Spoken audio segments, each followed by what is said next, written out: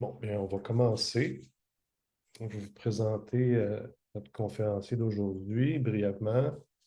Donc, c'est Vincent Harel-Bondoc, qui est professeur au département de sciences politiques. Vincent a travaillé sur plusieurs librairies ou packages R et aussi Python.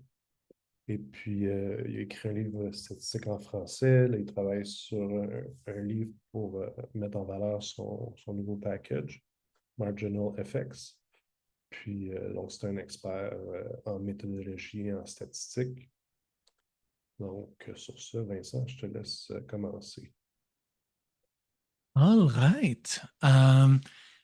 Salut tout le monde. Je vois quelques noms familiers dans la liste des participants. Super cool. Merci d'être ici. Merci aux autres aussi que je ne connais pas. Je suis content de vous rencontrer. Merci à Eric et à Félix d'avoir organisé tout ça. C'est vraiment le fun de voir qu'il y a des gens dans le coin qui s'intéressent aux mêmes choses que moi. Et donc, c'est vraiment le fun d'être ici. Alors, je vais faire un partage d'écran. Là, on est un groupe assez petit. Donc, je veux juste, si vous avez des questions pendant la présentation, n'hésitez pas à ouvrir votre micro et à m'interrompre. Quand je suis à full screen comme ça, avec le partage, c'est parfois difficile de vous voir. Je vais essayer de regarder quand même le chat, mais n'hésitez pas à m'interrompre si vous avez besoin d'un éclaircissement ou de quoi que ce soit d'autre. Nous allons parler aujourd'hui de l'interprétation des statistiques avec R et Python, et c'est vraiment une intro à Marginal Effects, qui est une librairie que j'ai codée avec des collègues, des participants d'un peu partout dans le monde. Et cette librairie, je crois qu'elle est intéressante et utile. En fait, je suis pas mal convaincu et je vais essayer de vous en convaincre aujourd'hui. C'est mon objectif. Donc, la présentation est construite sous la forme de, ben oui, présentation, mais aussi atelier. Donc, je vais vous demander d'exécuter du code. Et donc, si vous pouvez télécharger dès maintenant ces trucs. Donc, la présentation, si vous voulez la voir, vous pouvez la consulter à rlbondoc.com/precrisa.html. Pour le code dont vous aurez besoin pour les ateliers, c'est precrisa.r, encore de mon site web. Puis finalement, les données que je vais vous demander d'utiliser, c'est rlbondoc.com, hiv.csv. Donc, vous avez toutes les informations nécessaires pour exécuter le code, pour participer à l'atelier. Il va y avoir 3 points durant la présentation où je vais prendre une pause, puis je vais vous demander d'exécuter quelques lignes de code. Ça va être très facile. Il ne faut pas vous inquiéter. Je vais vous accompagner. Mais ça va être le fun. Ça va mettre les choses un peu plus en pratique. Alors, qui suis-je? Eric l'a dit déjà, je suis prof de sciences politiques à l'UDM. Je suis aussi un des éditeurs du Art Journal. Le Art Journal, la revue avec comité de lecture officiel du Art Foundation, qui est l'organisation qui est en charge du langage, de prendre les décisions. Et donc, je joue ce rôle pour réviser les soumissions des gens, souvent des packages que les gens soumettent avec un article accompagnateur. Je développe beaucoup de librairies depuis maintenant pas mal d'années, 15 ans que je fais ça. Marginal Effect, c'est peut-être, en tout cas selon moi, la plus importante. Il y a aussi Model Summary, Tiny Table, Country Code et plusieurs autres. Et ça, c'est une photo peu flatteuse de moi avec un orignal. Alors, je vais juste faire un petit pitch pour 2 librairies avant de me lancer dans Marginal Effects, mais c'est des trucs que j'ai développés récemment et dont je suis assez content. Tiny Table, c'est une librairie qui peut construire plein de tableaux super jolis avec vos données, avec vos data frames. Vous pouvez faire des tableaux en LaTeX, en Word, en HTML, en Types, qui est un nouveau format. Donc, c'est vraiment très flexible et super facile d'utilisation. La deuxième librairie que je veux mentionner, elle s'appelle Model Summary. Et Model Summary, c'est très lié à Tiny Table qui fait des tableaux, mais ici, c'est des tableaux pour résumer des statistiques descriptives ou des régressions. Et donc, Model Summary, c'est utile. Modelsummary.com, allez jeter un œil là-dessus. Alors, je l'écris dans le chat, modelsummary.com. Voilà. Alors, jetez un œil. Aujourd'hui, ce dont je vais parler, ce n'est pas Tiny Table, ce n'est pas Model Summary, c'est plutôt Marginal Effects. Et Marginal Effects, aussi associé à un site web. J'ai payé un gros 12 $ pour réserver le nom de site web, marginaleffects.com. Sur ce site, vous allez trouver plein de trucs.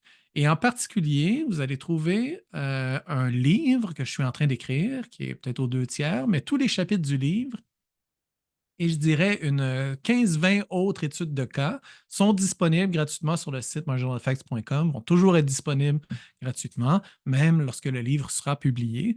Donc, à long terme, ça va rester là. C'est la meilleure source si vous voulez interpréter vos modèles statistiques avec ce package. Je pense qu'il y a vraiment plein de bons trucs là-dedans. Je noterai aussi en bas sur le screenshot, on voit le nombre de downloads. Donc, c'est pas pour faire un gros plat avec ça, mais c'est quand même une librairie qui a déjà été téléchargée des centaines de milliers de fois.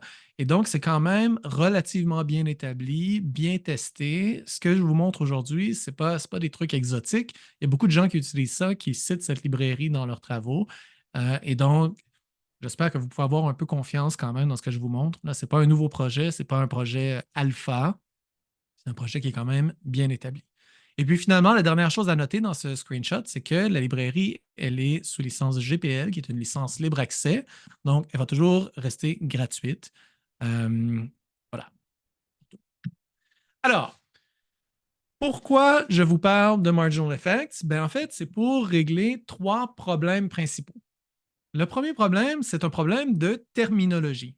Donc, je me suis rendu compte en développant la librairie puis en lisant un petit peu dans le champ que, en fait, les disciplines utilisent les mêmes mots pour dire des choses complètement contradictoires, qu'il y a d'énormes incohérences dans le champ des statistiques sur la terminologie employée et que ça pose beaucoup de problèmes.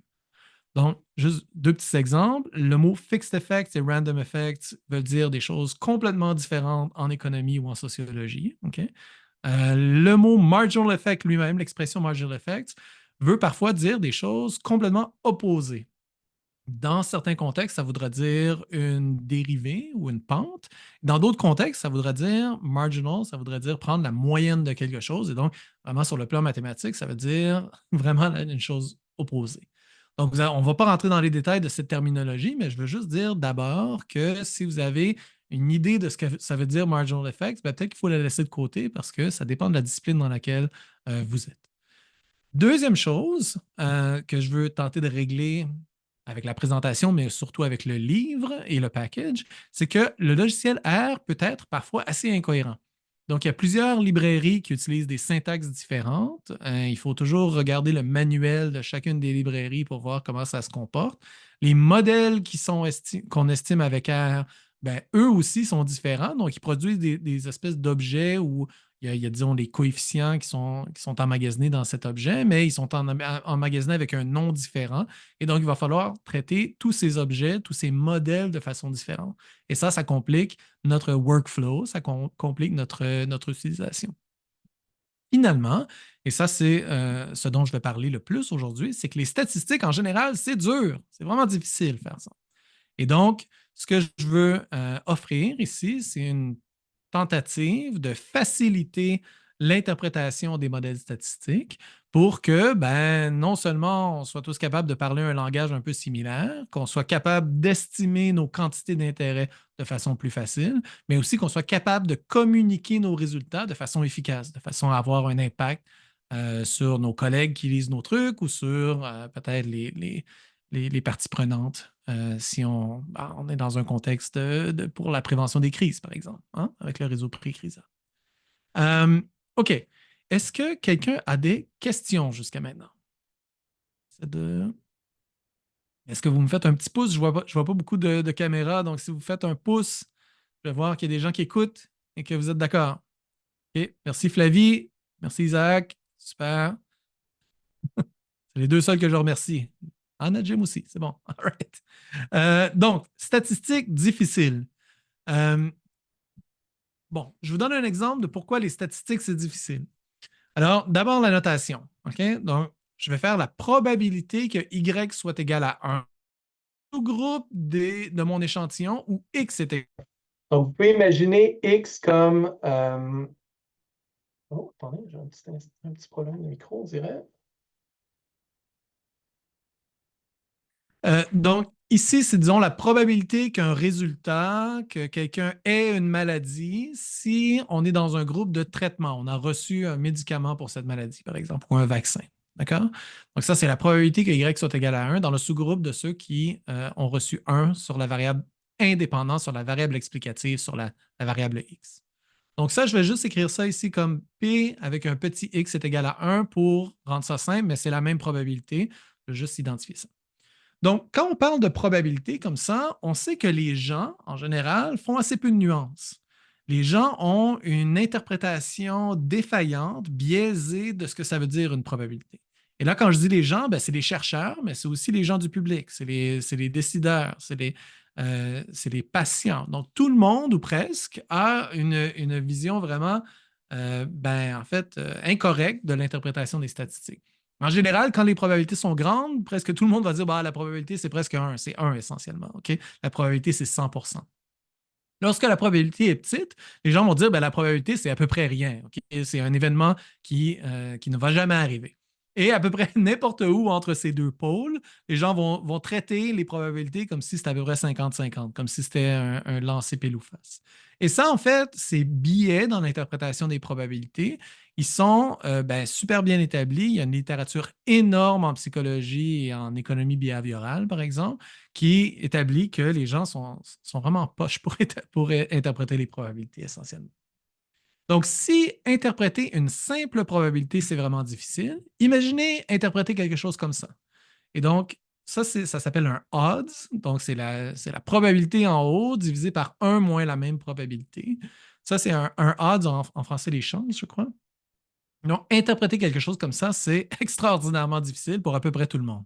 C'est un truc qui ressemble à une probabilité, mais ce n'est pas tout à fait une probabilité. Puis on a déjà de la difficulté avec les probabilités. Donc, qu'est-ce qu'on fait ici? Comment on interprète ça? Mais c'est vraiment difficile pour nous, pour les chercheurs. C'est vraiment difficile pour les gens qui nous écoutent aussi. Imaginez maintenant quelque chose d'encore plus compliqué, un odds ratio. Donc ici, le odds ratio, c'est la probabilité d'obtenir un 1 sur Y quand X est égal à 1 divisé par 1 moins la même probabilité. Et là, on prend tout ce ratio et on le divise par un autre ratio qui est la probabilité d'obtenir un 1 sur Y lorsque X est égal à 0.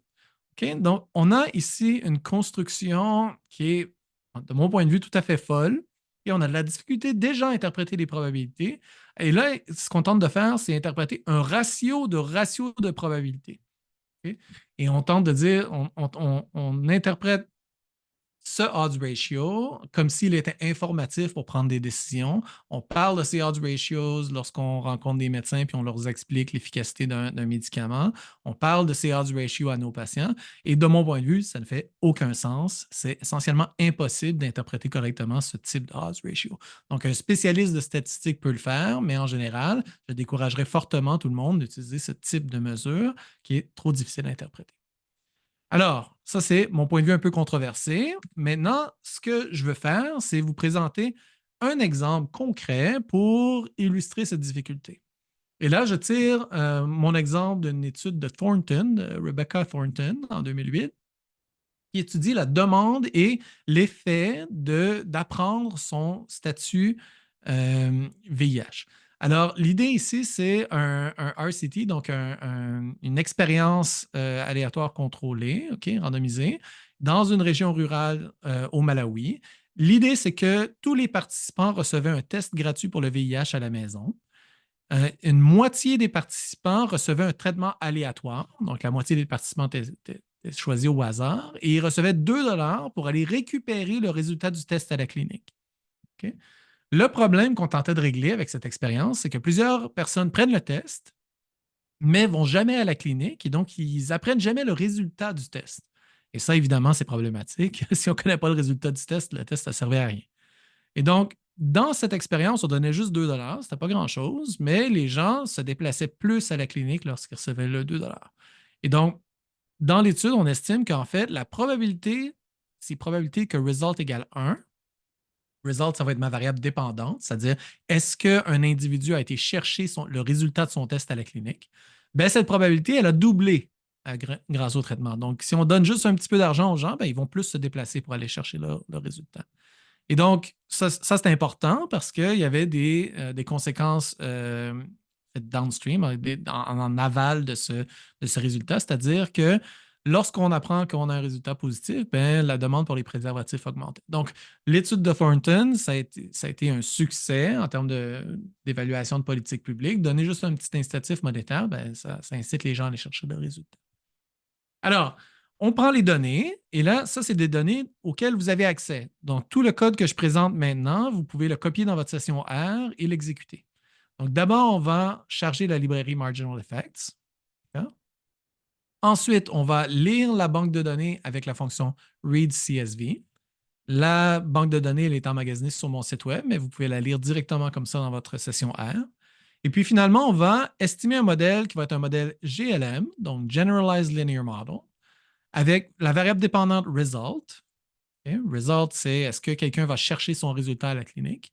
Incentive, ça, c'est le traitement aléatoire qu'on a assigné, c'est-à-dire est-ce que quelqu'un recevait le 2 d'incitatif ou est-ce que la personne ne recevait rien. Et ensuite, deux variables de contrôle, l'âge de la personne et distance. Donc, âge, c'est une variable numérique. Distance, c'est une variable catégorielle, donc short, medium ou long. Ensuite, j'insère ma banque de données ici et je dis Family Binomial. Est-ce qu'il y a quelqu'un qui sait quel type de modèle on estime ici? Qu'est-ce que ça veut dire Family Binomial? Mettez-le dans le chat ou dites-le. Mon premier test d'interactivité. Régression logistique. Régression logistique, merci beaucoup. C'est la bonne réponse. C'est une régression logistique. Et donc, on estime un modèle de régression logistique. Et là, je vous rappelle que ce que j'essaie de vous convaincre ici, c'est que interpréter les probabilités, c'est difficile. Mais dans une régression logistique, pour ceux qui ne le savent pas, c'est en fait... il y avait quelqu'un d'autre dans le chat qui l'a dit. Merci. Merci aux deux personnes qui ont répondu. Alors, le coefficient de la régression logistique ici de 2, c'est en fait une quantité qui est exprimée sur une échelle vraiment très bizarre. Ce n'est pas une probabilité, ce n'est pas un changement de probabilité, ce n'est pas un odds ratio, c'est en fait ce n'est pas un odds, c'est un log odds ratio. Et donc, ce chiffre ici, il est bizarre selon moi, il est difficile à interpréter, il est représenté par cette expression mathématique-là qui est complexe. Et donc, au final, on se retrouve dans une situation où on a estimé notre modèle logistique, qui est quelque chose de très simple en principe, mais on arrive avec des résultats qui, eux, ne sont pas si simples. Et là, la plupart des analystes vont dire, ben, je peux regarder le signe. Hein. Si le signe est positif, ça veut dire que les incitatifs financiers augmentent la probabilité d'aller chercher son test. Je peux regarder la signification statistique. Ici, bon, le p-value, l'erreur type est petite, donc le p-value va être petit aussi. Donc, c'est peut-être significatif statistiquement. Mais tout ça, c'est insuffisant. Il faut qu'on sache quel est l'effet de cet incitatif, de ce traitement aléatoire qu'on a assigné. Quel est cet effet? Et donc, dans une régression logistique, on a plusieurs trucs pour interpréter ça. Donc, dans nos cours de statistiques, on en voit de ces trucs. Je suis sûr que plusieurs d'entre vous avez vu ça. Mais la question qui m'intéresse ici, c'est quel type de workflow, quel type d'approche on peut adopter pour appliquer le même traitement à un modèle de régression logistique simple comme celui-ci et aussi à des modèles plus complexes, par exemple s'il y a des interactions, s'il y a des splines, si c'est un modèle de régression logistique multinomial ou si c'est un modèle d'apprentissage automatique comme XGBoost ou quelque chose d'autre. Et donc, ce que je dis, c'est même dans un modèle super simple comme le modèle de régression logistique, les coefficients estimés sont compliqués à interpréter. Et quand on complexifie le modèle avec des interactions ou autres, ça devient encore plus difficile, ça devient encore plus, en fait, je dirais, impossible. Et donc, la solution que je propose, c'est de faire des transformations post-hoc, des transformations post-estimation. C'est-à-dire que je vous recommande d'estimer un modèle statistique qui est approprié selon des critères dont on peut discuter plus tard, si vous voulez. Estimez votre modèle et une fois que vous avez estimé votre modèle, ignorez les coefficients. Parce que les coefficients eux-mêmes, les coefficients estimés, sont souvent trop complexes à interpréter et ils n'ont pas une interprétation qui est directe, qui est intuitive, qui peut vraiment informer nos décisions sur la base des modèles. Et donc, ce que je vous recommande à la place, au lieu de focuser sur ces coefficients, c'est de transformer les coefficients en des quantités qui sont plus intuitives. Donc, d'abord, je vous recommande de faire des prédictions avec votre modèle. Et là, ce que je dis, c'est une prédiction, là, je vais le définir tout à l'heure, ce n'est pas une prédiction dans un autre échantillon nécessairement. Là. Tout ce que je dis, c'est de dire, bon, mais si on part, c'est de dire, bon, je fais la prédiction, j'utilise mon modèle pour prédire si un individu de 30 ans qui reçoit l'incitatif va aller à la clinique. Okay? Donc, c'est une prédiction pour un profil d'individu type ou un profil d'individu qui m'intéresse. Ça n'a pas besoin d'être hors échantillon. Et puis ensuite, une fois qu'on a des prédictions, on pourra comparer les prédictions de façon contrefactuelle. C'est-à-dire, d'abord, je fais une prédiction pour un individu de 30 ans qui est dans le groupe de traitement, qui a reçu l'incitatif monétaire. Et ensuite, je fais une prédiction pour un individu de 30 ans qui n'est pas dans le groupe de traitement, okay, quelqu'un qui a reçu 0 $. Et puis finalement, je vais comparer ces deux prédictions qui vont être contrefactuelles. Ça, c'est juste un indice de où on s'en va. On va y aller avec beaucoup plus de détails tout au long de la séance. Alors, ça, c'est la solution que je vous propose. Les transformations post-estimation, ça sonne compliqué comme ça, mais il y a le logiciel gratuit pour faire essentiellement tout ça pour vous. Le logiciel Marginal Effects, c'est un guichet unique pour l'interprétation des modèles statistiques et d'apprentissage automatique. Il prend en charge plus de 100 types de modèles différents. Donc, essentiellement, tout ce que vous voulez estimer, ou presque, le modèle va le prendre en charge et va en fait vous permettre d'agir de la même façon. Votre code va ressembler exactement à la même chose, peu importe le type de modèle que vous avez estimé. L'interface, je crois, il est assez simple et unifié. Et ça correspond en fait parfaitement au cadre conceptuel que j'explique, que je détaille sur le site marginaleffects.com. Donc, mon désir, mon espoir, c'est qu'après la présentation d'aujourd'hui, vous alliez sur ce site web pour regarder en fait plus en détail ce qu'on dit là-dessus. Juste pour vous donner une idée de tout ce qu'on peut faire. Donc, oui, il y a plusieurs modèles qui peuvent être pris en charge, les modèles linéaires, les modèles comme Logit, les modèles bayésiens, des modèles GAM, ça c'est avec des splines, des modèles FMX ou des modèles multiniveaux. On peut faire de l'inférence causale avec ce package, on peut faire des tests d'équivalence, on peut estimer des modèles avec des interactions ou de la modération. On peut analyser des expériences, du inverse probability weighting. Il y a énormément de choses qu'on peut faire avec ce package. C'est ultra flexible. D'accord. Alors, le plan de match, c'est d'abord les tests d'hypothèse nulle, ensuite des prédictions, puis finalement les comparaisons contrefactuelles. Est-ce que quelqu'un a des questions avant qu'on aille de l'avant? Une seconde. Moi, j'ai une petite question pour toi. Oui? C'est Eric. Juste, comment on fait pour savoir si le package R est supporté? Est-ce que le package R qu'on utilise le plus communément, qui peut être différent pour chacune des personnes, comment on fait pour savoir si c'est supporté par Marginal Effects? Donc, il y a sur marginaleffects.com, il y a une page avec une liste de modèles qui sont pris en charge. En fait, avec une liste des packages R qui sont pris en charge. Et donc, tu peux aller regarder là-dessus. Ajouter des modèles, c'est relativement facile. Donc, ce qu'on a besoin pour qu'un modèle puisse être pris en charge, c'est que le modèle ait une fonction predict. Donc, un package qui se conforme aux standards du langage R en général va avoir une fonction predict, une fonction predict qui accepte un data frame et qui sort des prédictions. Donc, si le package a cette fonction, ben, en principe, là, ça devrait être assez facile de l'ajouter. Donc, si vous voulez savoir si votre package est pris en charge, allez sur le site web. S'il ne l'est pas, ben, envoyez-moi un courriel ou ouvrez un issue sur GitHub, puis on pourra travailler là-dessus ensemble. OK. Alors, d'autres questions? Non? OK. Alors, on commence avec les tests d'hypothèse nulle. C'est une technologie statistique que vous connaissez probablement tous. Donc, l'idée ici, c'est assez simple. On pose la question suivante. Peut-on rejeter l'hypothèse nulle qu'un coefficient ou une fonction de coefficient est égal à une valeur qu'on va écrire H0. Okay? Donc, ça, c'est le test statistique tout à fait standard que vous avez vu plein de fois avec le p-value et ainsi de suite. Okay? La chose importante dans cette définition, c'est qu'on peut faire un test d'hypothèse nulle sur un coefficient ou sur une fonction de coefficient. Et ce qu'on va voir, c'est qu'en fait, les prédictions, c'est des fonctions de coefficients. Les risk differences ou les comparaisons contrefactuelles, c'est aussi des comparaisons des fonctions de coefficients.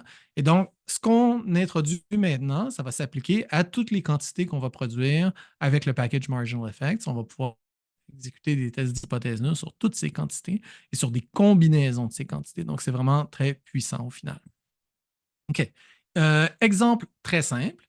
Donc, j'utilise le même modèle que j'ai estimé tout à l'heure, le modèle logistique avec result comme variable dépendante, incentive comme groupe de traitement, hein, comme variable explicative indépendante, et les deux variables de contrôle, age et distance. Donc ici, j'utilise la fonction coef pour sortir les coefficients de ce modèle. Donc, assigné à quelque chose comme B. OK? Et là, la question que je me pose, c'est est-ce qu'on peut rejeter l'hypothèse nulle suivante? Que le coefficient short est égal au coefficient médium. Donc, si le coefficient short est égal au coefficient médium, bien, la différence entre les deux, c'est 0. Hein, donc, c'est un test d'égalité essentiellement. Est-ce qu'on peut rejeter l'hypothèse nulle que ces deux coefficients soient égaux? Et là, si on regarde les coefficients en haut, ce que je demande, en fait, c'est ça ici. Est-ce que ce coefficient médium ici, il est différent de ce coefficient-là? Et donc, pour calculer la différence entre ces deux coefficients, ben, tout ce que je fais, c'est que je prends mes coefficients B. Là, je dis, ben, je veux prendre le 5e coefficient moins le 4e coefficient. Je vais prendre ce coefficient-là ici, moins le 4e coefficient. C'est 0,48 moins 0,19. La différence entre les deux, c'est 0,29. Et donc là, je vois qu'il y a une différence entre les deux.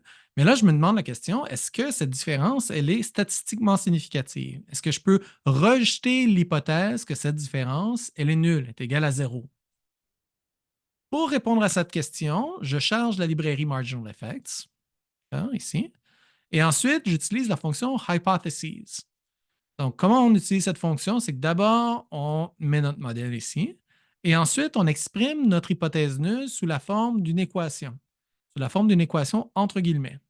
D'accord? Et donc, là, je dis B, B5, ça, c'est le 5e coefficient, c'est le bêta 5. D'accord? Donc, bêta 5 moins bêta 4 est égal à 0. Ça, c'est mon hypothèse nulle. Et là, ce que j'obtiens, le résultat, ben, c'est le même chiffre qu'en haut. Vous voyez que le 0,29, c'est la même chose que j'avais calculé manuellement ici. Mais maintenant, j'obtiens une erreur type, une statistique Z, une p-value et un intervalle de confiance aussi. Et donc, selon vous, est-ce que je peux rejeter l'hypothèse nulle que ces deux coefficients sont égaux? Est-ce que quelqu'un peut me dire si on rejette l'hypothèse nulle ici?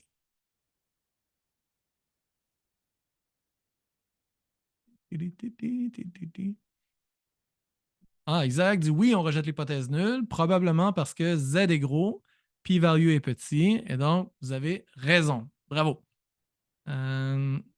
Merci de ne pas m'avoir laissé comme ça tomber. Alors, ça, c'est hypothèse. Ce qui est intéressant dans la fonction hypothesis, des hypothèses complètement farfelues, des trucs vraiment compliqués. Donc, je peux faire, par exemple, le coefficient bêta 1 moins 10 fois le log du coefficient bêta 2 est égal à 0. Ou je peux faire le premier coefficient moins le deuxième coefficient, moins le troisième coefficient, moins le quatrième coefficient. Donc ça serait quelque chose comme un difference in differences, si vous avez déjà entendu parler. Ces hypothèses sont complètement ridicules dans le contexte ici, ne sont pas intéressantes, mais ce que je veux illustrer, c'est qu'en fait, la formulation des hypothèses ici, elle est extrêmement générale. Et on peut représenter plein d'hypothèses super puissantes, super intéressantes. Et en plus, on va pouvoir appliquer ces hypothèses à d'autres quantités, comme les prédictions ou comme les comparaisons, comme les différences de risque. Alors, ce que je viens de dire, c'est que le même mécanisme pour faire des prédictions et ensuite, pour faire des tests d'hypothèse nulles, le même mécanisme s'applique à toutes les fonctions marginal effects. Et on peut les utiliser pour comparer les prédictions, les comparaisons contrefactuelles qu'on va définir tout à l'heure. les risk difference, les risk ratios ou les average treatment effects. Si vous avez déjà entendu parler de ce genre de choses-là, on va pouvoir les comparer. Et donc, ça va être ultra puissant. OK. Donc, ce que j'aimerais faire maintenant, c'est vous donner quelques minutes pour aller chercher le code R qui est precrisa.r qui est sur mon site web. Et ensuite, je vous demanderai d'ouvrir ça dans R ou RStudio. Et je fais le partage d'écran. Ça, c'est notre activité interactive.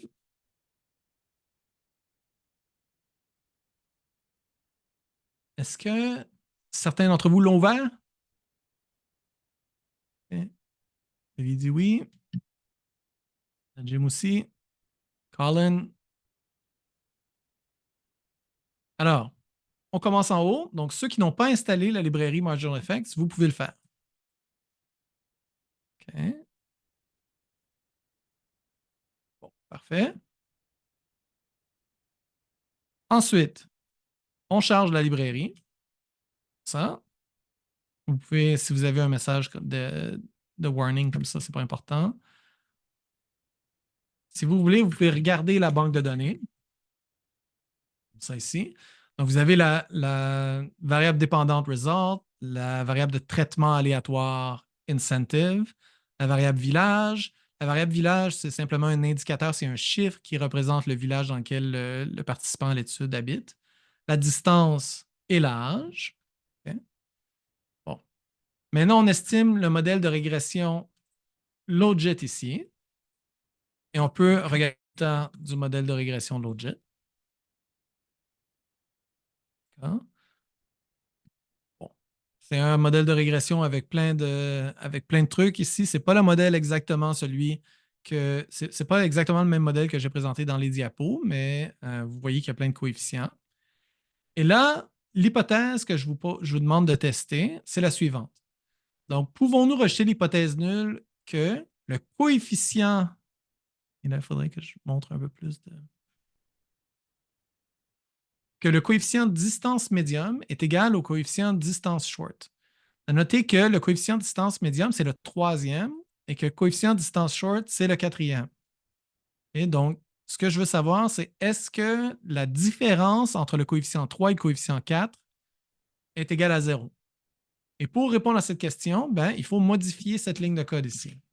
Okay? Il faudra utiliser d'abord hypotheses, mettre notre modèle. Et là, dans le hypotheses, vous allez utiliser quelque chose qui ressemble à ça un petit peu, mais ça va être plus simple. Je veux juste que vous compariez le coefficient 3 et le coefficient 4. Et là, exécutez ça et dites-moi dans le chat si on rejette l'hypothèse nulle, c'est-à-dire si la valeur P est plus petite que 0.05. Exécutez le code et je vais prendre mon signal qu'on a terminé quand les gens ont donné leur réponse dans le chat.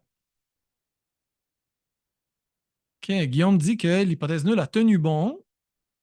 Donc, on ne peut pas rejeter l'hypothèse nulle selon Guillaume et Isaac. C'est intéressant. Donc, moi, je vais faire ça ici. Donc, Vincent, j'ai une petite question pour toi. Oui.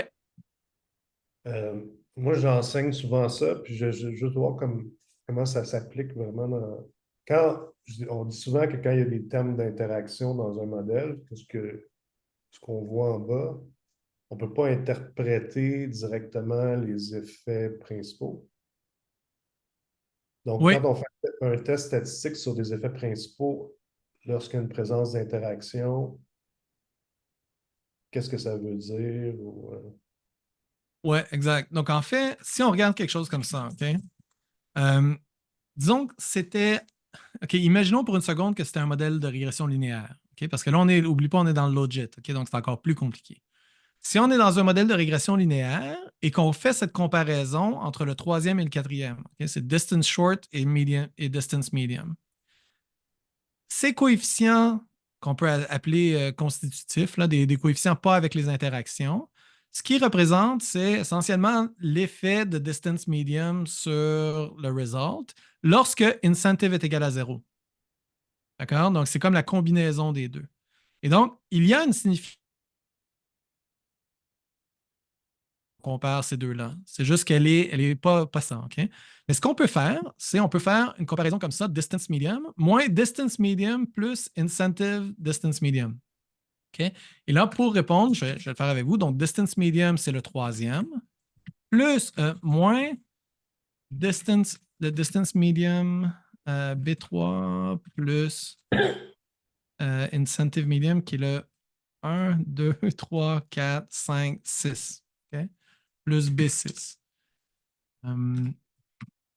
est égal à 0. Ça, ce serait une autre hypothèse nulle qui est en fait de comparer l'effet de distance medium lorsque incentive est à 0 versus lorsque incentive est égal à 1.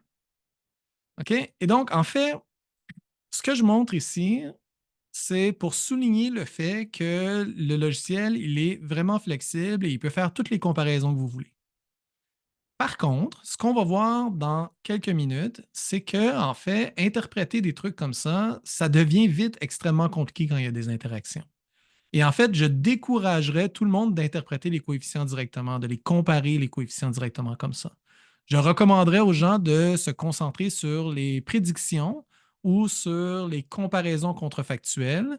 Et dans ce contexte-là, en fait, c'est super simple de voir quel est l'effet de mon traitement dans telles conditions. Quel est l'effet de mon traitement pour les gens qui habitent proche du centre? Quel est l'effet de mon incitatif, qui est le traitement, mes 2 $? Quel est l'effet de mon traitement sur les gens qui habitent loin du centre? Et on peut même comparer ces deux effets-là. Et donc, personnellement, j'ai aussi, comme toi, enseigné les interactions pendant longtemps avec toutes les complications que ça amène. Puis là, je disais, il faut faire attention de ne pas comparer les coefficients comme ça.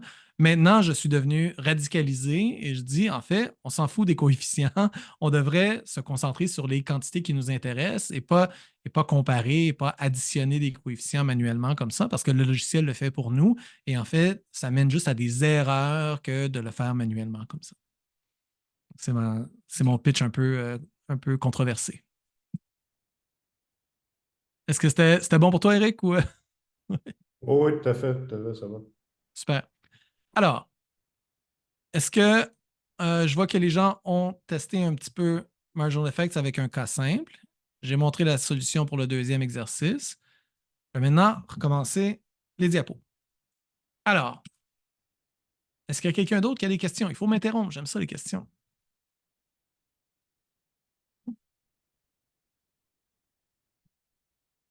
Des fois, si j'attends vraiment longtemps, les gens commencent à être inconfortables puis ils posent une question juste pour. Non? OK. C'est bon. Alors, maintenant, par prédiction. Les prédictions, c'est une fonction des coefficients. Et là, je veux passer quelques minutes pour définir vraiment correctement ce qu'on veut dire par prédiction, puis vous donner un exemple concret. Donc, qu'est-ce qu'une prédiction ici? C'est un résultat prédit par un modèle sur une échelle spécifiée pour une combinaison de données de valeurs des variables prédictrices.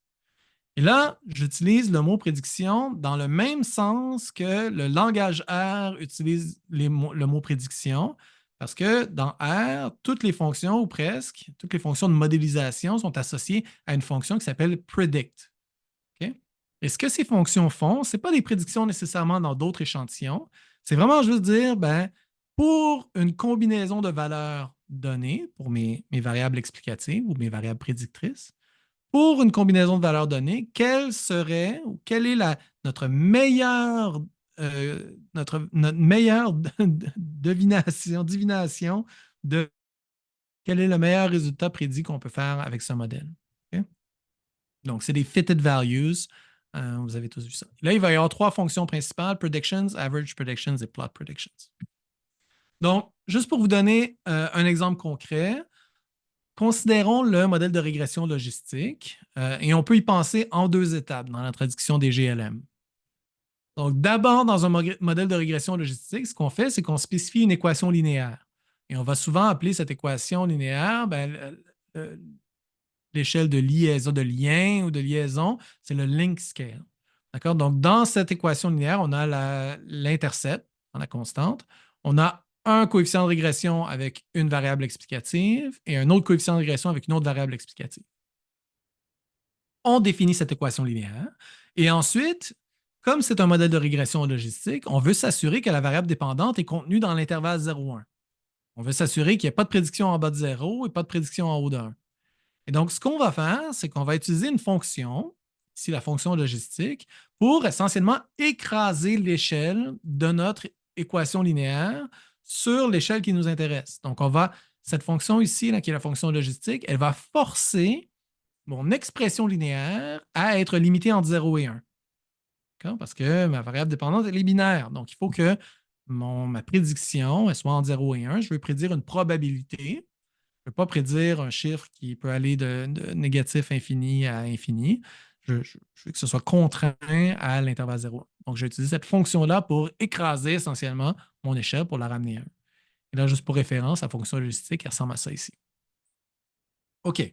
Donc, dans le contexte qui nous intéresse, ça ressemble à ça. Donc, le modèle qu'on a estimé tout à l'heure, c'est qu'il y avait result comme variable dépendante. Et ça prend une valeur de soit 0 ou 1. Là, je vais modéliser la probabilité que result soit égal à 1. Il va y avoir une constante. Il va y avoir un coefficient avec la variable incentive, qui est mon traitement aléatoire. Un coefficient avec la variable âge, qui est un contrôle. Et là, il va y avoir deux variables binaires, medium, short, avec la variable omise qui est la catégorie omise, qui est la variable longue, c'est-à-dire les gens qui habitent loin du centre vont être notre catégorie de référence ici.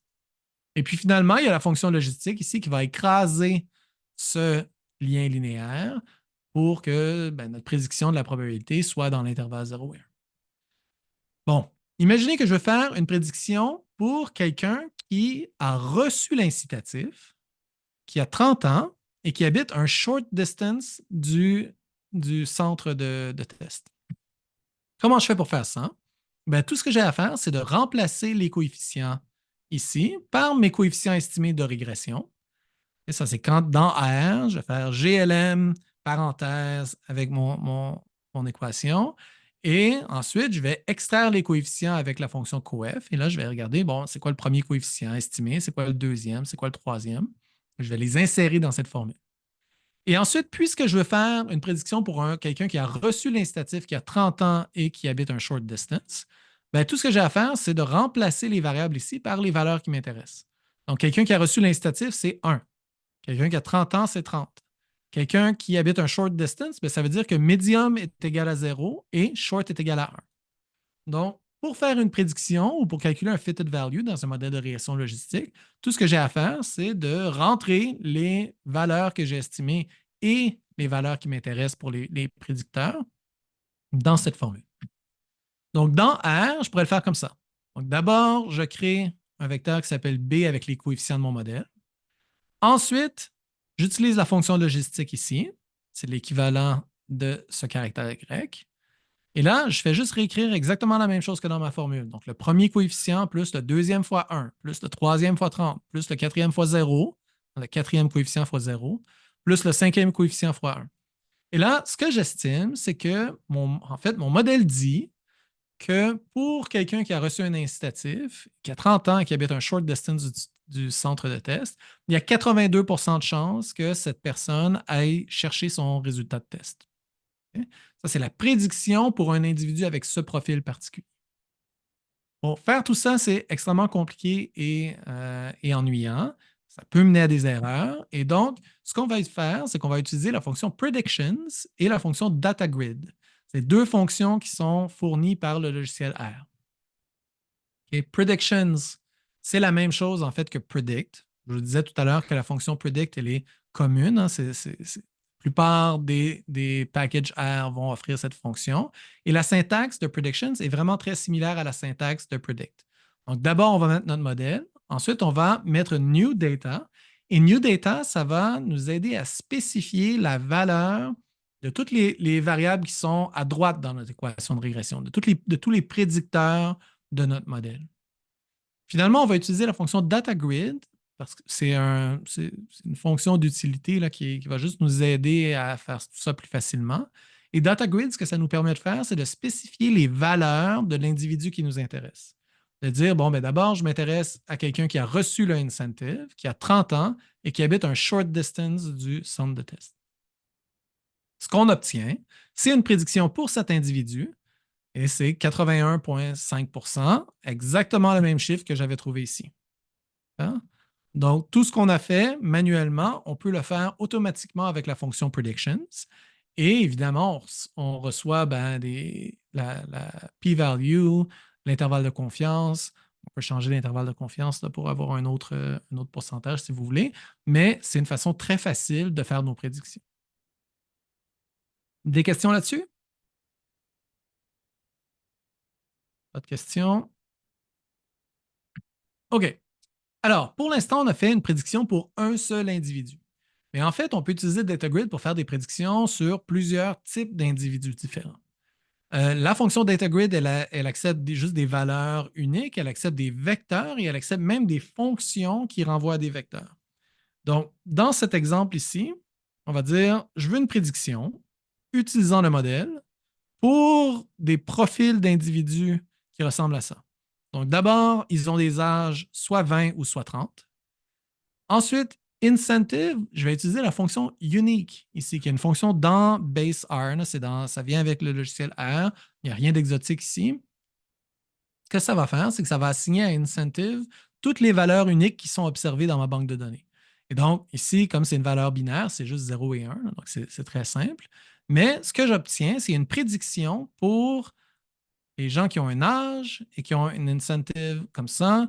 Donc, 20 ans, pas d'incentive, 30 ans, incentive. Et là, j'obtiens la prédiction pour chacun d'entre eux. Juste pour le fun, est-ce qu'il y a quelqu'un qui peut me dire si, juste en regardant ça comme ça, on a une idée de si le incentive fonctionne? Est-ce que le incentive augmente la probabilité d'aller chercher son résultat au centre de test? Est-ce que notre traitement aléatoire a été efficace ici? Les gens qui reçoivent un incentive? Somme toute quand même. 80% de chance versus une trentaine de pourcentage de chance. Oui, exactement. Donc, en fait, si on compare les deux premières rangées, c'est des gens qui ont des profils similaires. Hein. C'est deux personnes de 20 ans. Il y en a un qui a reçu le incentive, puis il y en a un qui ne l'a pas reçu. Et notre prédiction pour la personne qui l'a reçu, c'est qu'il y a 80% de chances d'aller chercher son test. Et pour la personne qui ne l'a pas reçu, c'est 35% de chances d'aller chercher son test. Et donc, il semble y avoir eu un effet vraiment très fort ici. On va avoir un estimé plus direct, là, une façon de faire le même genre d'analyse plus directement. Mais déjà ici, on a un indice quand même assez fort que l'incentive fonctionne. Et là, une chose que je veux mentionner au passage, c'est que, regardez ici, on a défini la variable âge et la variable incentive, mais on n'a pas défini la variable distance. Et lorsqu'on ne définit pas des variables comme ça, lorsqu'on en omet de la définition de DataGrid, bien, ces variables elles sont tenues à leur moyenne ou au mode de la variable si elle est catégorielle. Donc, c'est juste important de garder ça en tête quand même. OK. Donc, jusqu'à maintenant, on a défini explicitement les valeurs des variables prédictives qu'on veut considérer lorsqu'on fait notre prédiction. Par défaut, la fonction predictions retourne en fait les prédictions pour tous les individus de notre banque de données originale. Et donc, dans notre banque de données, la banque de données de Thornton, il y a un peu plus de 2800 participants dans l'étude.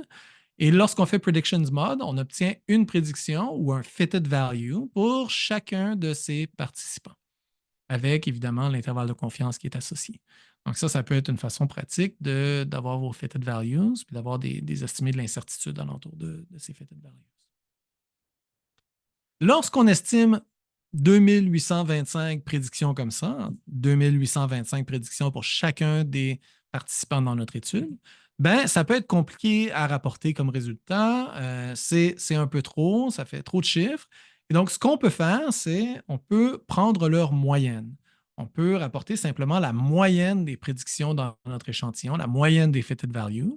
On pourrait le faire manuellement, d'abord en appelant predictions comme ça, et ensuite en extrayant la colonne estimate de nos prédictions et en prenant leur moyenne. Okay? Et là, ça nous donne une moyenne de 69%. Ce que ça nous dit, c'est qu'en moyenne, notre modèle prédit que les gens dans l'échantillon ont 69% de chances d'aller chercher le résultat au centre de test. Plutôt que de le faire manuellement, on peut utiliser la même fonction predictions, mais ajouter AVG underscore avant. Okay? Donc, ça fait average predictions. Et là, on obtient le même résultat avec l'erreur type, avec toutes les statistiques qui nous intéressent. Et donc, on a encore un estimé de 69 % de chance d'aller chercher le résultat au centre de test. Maintenant, ça devient intéressant. Donc, je fais average predictions, okay, mais je fais average predictions par sous-groupe. J'utilise l'argument by pour dire, dans by, je vais faire en fait la average predictions pour chaque sous-groupe de distance, donc short, medium et long. L'interprétation ici, elle est comme suit. Pour les gens qui vivent une courte distance du test de centre, notre modèle prédit qu'ils ont 72 % de chance d'aller chercher le résultat en moyenne. Pour les gens qui habitent à une longue distance du centre de test, pardon, il y a 64 % de chance en moyenne que les gens aillent chercher le résultat. Et donc, ça, c'est des estimés moyens pour les membres de notre échantillon qui font partie de ces sous-groupes. Ça, c'est quand même super intéressant. Et là, on arrive au killer feature. Okay? Ça, c'est le gros moment. Je suis toujours vraiment content de présenter ça parce que c'est là qu'on se rend compte que ce que je vous ai montré plus tôt sur les hypotheses, c'est extrêmement utile et puissant. Donc, d'abord, on appelle average predictions by distance. Et là, il y a les 3 catégories. Donc, ça, c'est les mêmes résultats que je vous avais montrés tout à l'heure. Okay? 72 % de chance d'aller chercher son test en moyenne si on est proche du centre. Donc là, on a les mêmes résultats. Et là, je vous demande, est-ce que la probabilité prédite moyenne de récupérer son résultat est le même dans 2 groupes? Est-ce qu'il est le même dans le short ou dans le groupe long? Donc, dans le fond, ce que je veux faire, c'est comparer ces 2 chiffres ici. Est-ce qu'on a plus de chances d'aller chercher son résultat si on habite proche que si on habite loin? Ce que je vais utiliser pour répondre à cette question, c'est l'argument hypothesis. Et l'argument hypothesis fonctionne de la même façon que ce qu'on a vu au début de la présentation. La fonction hypothesis nous permettait de comparer un estimé à un autre. Et là, on utilise la même syntaxe, B1, B2, B3. Ici, B3 représente le 3e estimé, donc c'est 64 %. B1, dans cette formule, représente le premier estimé, toujours par rangée, 72 %. Donc, dans ce test, ce que je teste, c'est est-ce que la différence entre 64 et 72, 64 et 72 est égale à 0. Donc, ici, je reçois une différence de moins 0,78, un écart type de 100. Donc, la réponse, c'est non. La réponse, c'est non.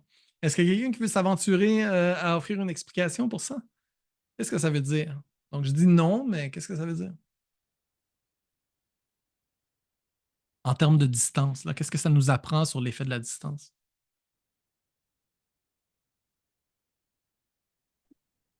Que la distance a un effet.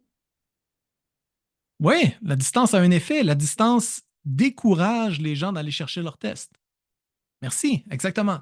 Donc, en fait, si la distance n'avait aucun effet, la probabilité d'aller chercher son test serait la même, peu importe si on habite à longue distance ou à courte distance du truc. J'ai l'impression qu'on va changer quelque chose sur mes diapos. Est-ce que vous voyez bien ou... Tu as le menu Copilot qui est apparu sur ton. Ah ouais. Okay. Je ne sais pas c'est quoi le menu Copilot. Là, ça marche? Ouais. OK. Ah, Guillaume pose la question ou fait l'affirmation, la distance a un effet, mais cet effet est lui-même différent selon l'âge. Peut-être. On va arriver à ça dans 2 secondes. Une note avant d'arriver aux comparaisons de distance et d'âge. Les erreurs types et les intervalles de confiance peuvent être estimés de façon différente en fonction de vos besoins. Donc, ici, ce que j'ai présenté, c'est des erreurs types vraiment classiques. Donc, il y a plusieurs postulats qui doivent être acceptés pour ça. On n'a pas d'hétéroscédasticité, pas d'autocorrélation, tout ce genre de trucs-là. Mais en fait, c'est possible d'utiliser des erreurs types et des intervalles de confiance robustes de type Uber-White, cluster. On peut faire du bootstrap ou de l'estimation par simulation. Donc, on n'a pas besoin de comprendre ça maintenant, mais je vais juste vous montrer que la syntaxe, elle est vraiment simple. VCOV, c'est pour variance, covariance. Et on a juste à changer un argument comme ça, et ça nous donne des erreurs types qui sont un peu différentes, qui sont robustes pour nos prédictions moyennes, pour tous nos estimés qu'on veut produire. OK. Et donc, voici ce que Guillaume nous disait. Donc, les gens, bon, en fait, d'abord, je devrais dire que c'est la fonction plot predictions qui nous permet de montrer les prédictions de façon efficace et facile. Donc, ce que ce graphique suggère, donc d'abord sur l'axe Y, c'est la valeur prédite de la variable dépendante result. Sur l'axe X, c'est l'âge. Donc, on est à droite, on est plus vieux. Et finalement, il y a des couleurs différentes pour la distance de où on habite par rapport au centre de test. Et là, on voit que plus on est âgé, plus la probabilité d'aller chercher son résultat est haute. Hein, quand on va vers la droite, on est plus haut ici sur l'axe vertical. Et plus on habite loin, plus la probabilité, elle est faible. Et là, effectivement, il y a cette espèce de double dimension hein, où l'âge est important, mais la distance semble importante aussi. Alors, Est-ce que je peux te poser une petite question? Absolument. Ici, on présume, c'est conditionnel au modèle que tu as spécifié au début. Puis là, c'est des questions plus de si le modèle s'ajuste mal aux données ou disons que tu utilises un modèle, tu ne mets pas d'interaction puis il devrait en avoir, ou tu mets un modèle avec interaction puis il ne devrait pas en avoir. Comment ça joue sur le. J'imagine que c'est conditionnel à ce que le modèle soit bien spécifié, c'est ça? Absolument. Donc, en fait, tout ce que je présente maintenant, c'est une distinction super importante à tracer. Donc, tout ce que je présente aujourd'hui, c'est un workflow post-estimation. OK? Donc, comment transformer les coefficients de régression pour qu'ils soient plus interprétables, pour qu'ils soient plus faciles à communiquer, pour qu'on les comprenne mieux. Mais tout ça présuppose, comme tu l'as dit, que notre modèle est adéquat, hein, qu'il s'ajuste bien aux données, qu'il représente le processus de génération de données de façon adéquate pour capturer les relations, puis parfois les non-linéarités qui sont les plus importantes. Donc, il n'y a rien dans ma présentation, puis en fait, il n'y a rien dans le livre sur le choix de modèle. Donc, on assume que les gens ont trouvé un modèle qui est utile pour leur fin, qui s'ajuste bien aux données, qui a, je sais pas, peut-être le R carré, ce n'est pas le bon critère, là, mais tu vois ce que je veux dire. Et ensuite, on va de l'avant avec ça. Un autre, évidemment, je n'ai pas parlé de causalité non plus. Donc, pour qu'un modèle soit interprété de façon causale comme je le fais ici, ben, il y a plein d'autres conditions qui doivent être satisfaites. Et en fait, marginal effect, ça n'a rien à dire là-dessus. Là. On assume que le modèle est adéquat pour vos besoins. Et tout ce qu'on fait, c'est dans le fond, on entend souvent ça, le last mile problem. C'est un peu ça. C'est le last mile problem pour l'interprétation des statistiques. Comment est-ce qu'on fait pour passer d'un modèle estimé à des résultats? Super, merci. Pardon. Alors, ce qui est intéressant ici, c'est que je vous ai présenté un modèle logistique assez simple, mais en fait, le même workflow, les mêmes commandes fonctionnent pour à peu près tout. Donc, le modèle linéaire, GLM, gamme, multiniveau, bon, j'arrête pas de le dire, mais c'est parce que c'est un big deal. Là. Si votre modèle ne fonctionne pas, vous allez devoir, donc, comme Eric disait, hein, si le modèle s'ajuste mal à vos données, s'il représente mal le processus de génération de données, bien, vous allez devoir passer à un autre type de modélisation et potentiellement changer tout votre code. Avec Marginal Effect, vous n'avez pas besoin de faire ça. Vous changez seulement la ligne de code où vous estimez le modèle, puis ensuite, tout le reste de votre code devrait rester à peu près pareil. Donc, ça, c'est vraiment un gros gain en termes de facilité.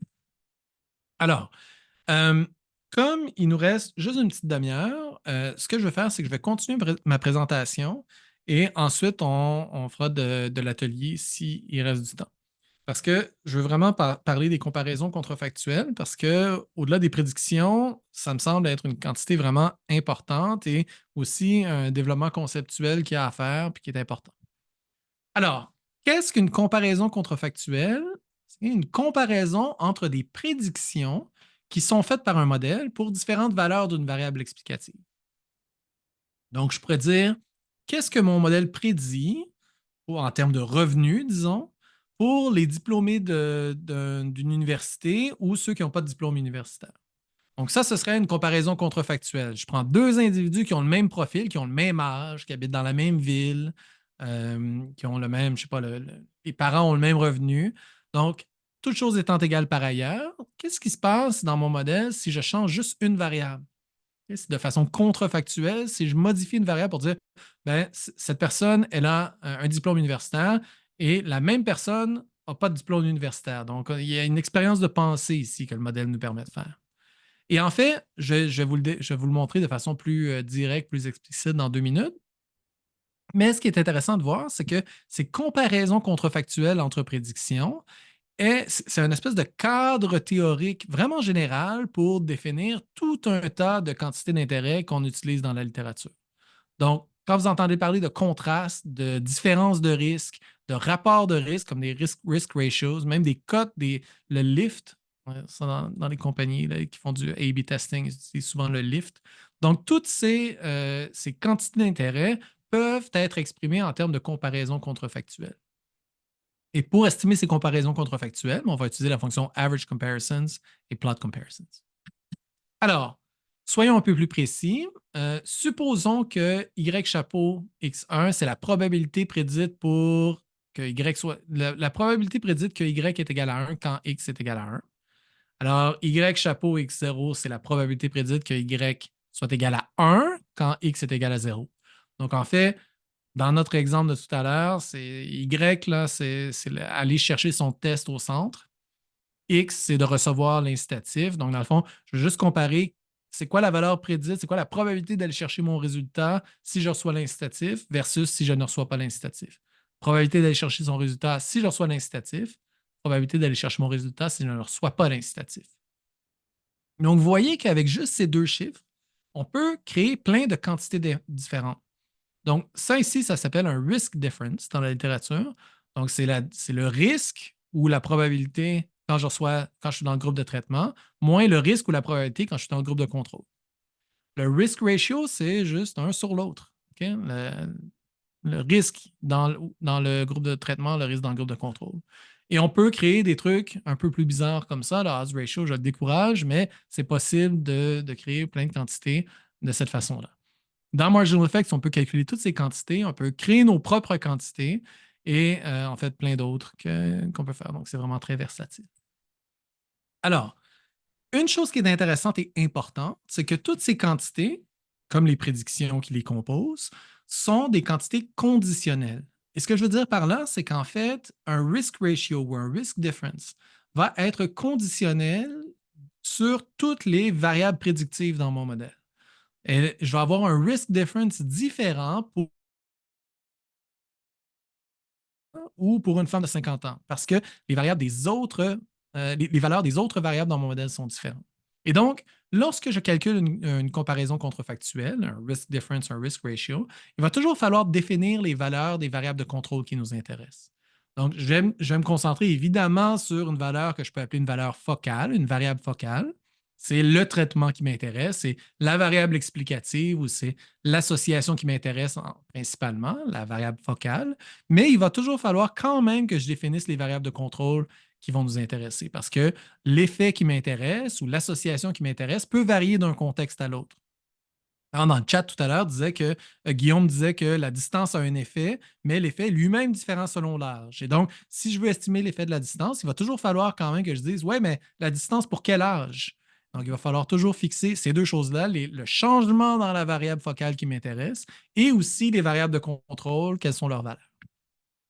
Alors, illustrons tout ça. Donc, d'abord avec une différence de risque. Donc, la question ici va être la suivante. En moyenne, est-ce que passer de 0 à 1 sur la variable incentive, est-ce que passer de recevoir 0 $ à recevoir 2 $ augmente la probabilité que result soit égal à 1? Pour un individu de 30 ans qui habite près du centre.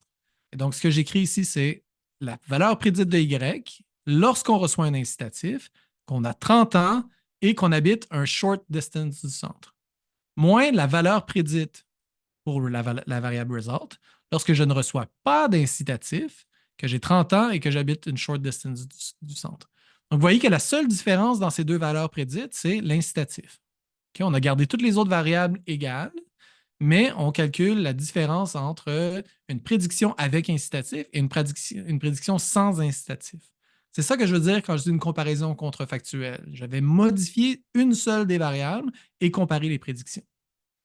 Donc, dans la fonction comparisons, je dois d'abord signaler quelle est la variable focale, c'est-à-dire quelle variable va changer. Je veux voir l'effet de la variable incentive, ou je veux voir l'association entre incentive et result. Ça, c'est ma variable focale. Et ensuite, je dois spécifier les valeurs de contrôle. Les variables de contrôle, donc new data. Et là, c'est tout à fait comme tantôt. Age 30, distance short. Et là, incentive, en fait, ça ne sert à rien, incentive ici, parce qu'on va comparer incentive à 0 et 1. Donc, je pourrais l'omettre. Ça ne fait pas de différence. Donc, quelle est l'interprétation de ce résultat? L'interprétation, c'est comme suit. Donc, si pour une personne de 30 ans qui habite une short distance du centre, passer de 0 à 1, passer du groupe de contrôle au groupe de traitement, augmente de 44 points de pourcentage la probabilité que result soit égal à 1. Et là, Najim, plus tôt aujourd'hui, disait, en regardant les prédictions, oui, il semble y avoir un effet de l'incentive. Ça a l'air de faire une grosse différence. Mais ici, on en a la preuve. Donc ici, on voit vraiment un gros effet. 44 points de pourcentage, c'est énorme. Donc, vraiment, comparisons, lorsqu'on s'intéresse à une association ou à un effet, c'est souvent la fonction qu'on va regarder. Donc, je vous disais tout à l'heure que les différences de risque sont différentes d'un individu à l'autre. Hein. La différence de risque peut être différente pour quelqu'un qui est vieux ou jeune ou quelqu'un qui habite proche ou loin. Et ici, on le voit bien. Donc, si on appelle la fonction comparisons comme ça, avec juste incentive, sans spécifier new data, ce qu'on va avoir, c'est un risk difference pour chacun des individus de notre banque de données. Donc, d'abord, ça, c'est le risk difference pour la première rangée de ma banque de données originale. Ça, c'est le risk difference pour la deuxième rangée, et ainsi de suite. Donc, j'ai 2800 quelques risk differences ici. D'accord? Donc, rappelez-vous, les risk differences, les comparaisons contrefactuelles, ça dépend de où on les évalue. Ça dépend des variables de contrôle, souvent. Okay? Donc, ce n'est pas toujours le cas dans les modèles vraiment simples linéaires, ce n'est pas le cas, mais dans un modèle logistique comme ça ici, ou dans les modèles encore plus complexes, c'est toujours important de tenir en compte le fait que notre estimé de l'effet va varier d'un individu à l'autre. Alors, si ça varie d'un individu à l'autre et que je dois donc calculer 2800 estimés différents, bien, une chose que les gens vont faire souvent, c'est de prendre la moyenne de ces estimés. Donc, qu'est-ce que je fais ici avec la fonction? Oh, pardon. OK, désolé. OK, est-ce que vous voyez bien? Désolé. Oui. Oui. OK, merci. Alors, qu'est-ce que je fais ici? C'est que je calcule le risk difference ou la différence entre la prédiction avec ou sans le traitement pour tous les individus de ma banque de données, pour les 2800 individus, et ensuite, je prends leur moyenne. Donc, vous vous rappelez qu'on a fait exactement la même chose avec la fonction predictions. Hein, on pouvait faire une prédiction par individu et ensuite prendre leur moyenne. Donc, la moyenne des fitted values, c'était average predictions. Mais ici, c'est la même chose. Donc, je calcule l'effet du incentive pour chaque individu et ensuite, je prends la moyenne de ces estimés individuels pour avoir un résumé global de l'effet de mon traitement. Et donc, ce qu'on a ici, c'est un estimé global qui devrait être 45 points de pourcentage. Donc, là, je peux dire en moyenne, donner un incitatif de 2 $ a un effet de 45 points de pourcentage sur la probabilité d'aller chercher son résultat au centre. Et ça, en fait, ce chiffre-là ici, 45 points de pourcentage, dans la littérature, on va souvent l'appeler le average treatment effect, l'effet de traitement moyen. Et c'est aussi une stratégie qui est en épidémiologie, là, il parle de G-computation. C'est une stratégie pour l'inférence causale qui est super populaire ces temps-ci et qui est implémentée de façon vraiment facile ici là, dans Marginal Effects. Si vous regardez des livres comme Hernan et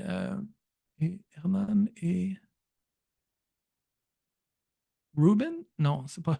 C'est Hernan. Alors, il y a un livre qui s'appelle What If de Miguel Hernan, un super bon livre en fait, où ils vont faire ce type d'estimé Mais pour obtenir les erreurs types et les intervalles de confiance, il y a tout un code vraiment compliqué pour faire du bootstrapping.